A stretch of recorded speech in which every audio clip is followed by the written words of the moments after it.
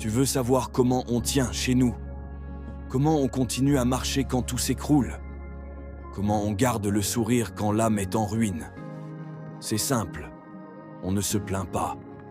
On dit juste « c'est la vie ». Pas parce qu'on l'accepte, mais parce qu'on n'a pas le choix.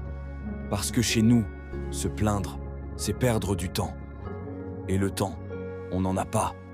On a appris à encaisser, à serrer les dents, à faire comme si tout allait bien, même quand le monde s'effondre à l'intérieur.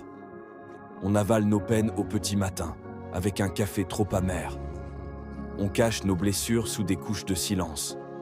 On vit avec des orages dans la tête, mais personne ne doit les entendre. Chez nous, pleurer, c'est un luxe. Un luxe qu'on ne peut pas toujours s'offrir. On avance avec les jambes qui flanchent. On sourit avec les yeux vides. On dit « ça va », même quand le cœur crie. On porte nos douleurs comme un sac invisible, toujours trop lourd. Mais il ne faut surtout pas que ça se voie. Parce que chez nous, la dignité, c'est tout ce qui nous reste. Et on la protège comme un trésor, même quand on n'a plus rien. Quand tout s'effondre autour de nous, on ne crie pas. On ne s'effondre pas. On baisse juste les yeux et on murmure « c'est la vie ». Pas par résignation, mais par nécessité.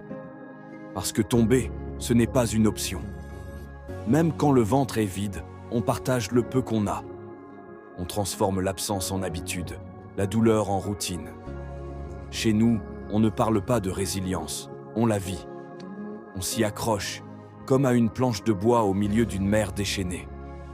Même quand le cœur est en miettes, on continue d'aimer. À moitié, parfois. Mais on aime. Parce que c'est tout ce qu'il nous reste. Et même si l'espoir se fait discret, il est là, caché, silencieux, mais vivant. On se bat en silence, parce qu'on pense que c'est la seule façon de rester debout. On serre les poings, on serre les dents, on serre les rêves pour ne pas qu'ils s'échappent. On continue. Encore. Un pas après l'autre, sans savoir où on va. Mais on y va quand même.